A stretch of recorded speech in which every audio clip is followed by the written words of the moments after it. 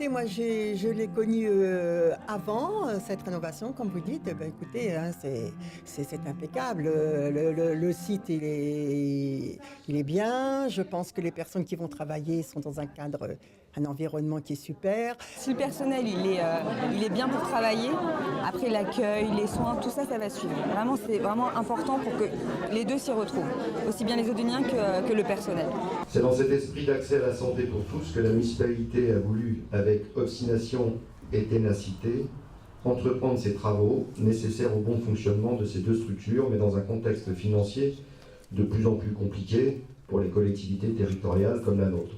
On nous a dit qu'on allait tout fermer, donc pour moi c'était important de montrer que les centres de santé avaient un avenir, même avec William Delannoy.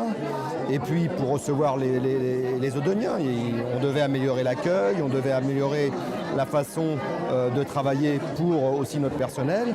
Donc pour moi c'est une priorité. C'est une rénovation qui s'est étalée sur 3 mois.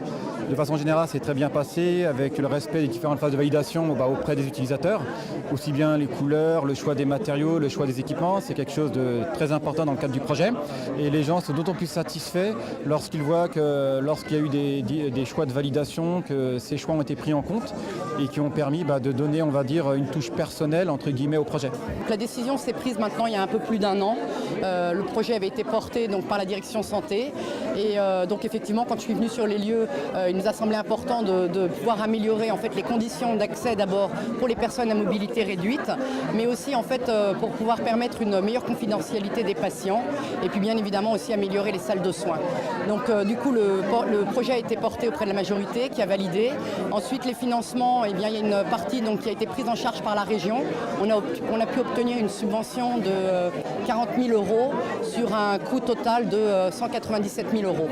Voilà, donc aujourd'hui ça permet en fait à près de 5 000 Odoniens, parce qu'il faut savoir que ce centre est vraiment un centre de proximité au cœur d'un quartier et qu'il est fréquenté par 80% d'Odoniens et ça représente à peu près 14 000 passages annuels dans ce centre. Ça fait plaisir de voir quelque chose de nouveau parce qu'on peut pas s'en passer. On est ici au centre comme chez nous. Puis cette journée nous permet vraiment aussi de montrer les missions et les offres de soins qu'on peut leur apporter aujourd'hui, puisque beaucoup finalement, même si on est de quartier, ne connaissent pas ce que l'on peut proposer actuellement en PMI et dans les centres de santé.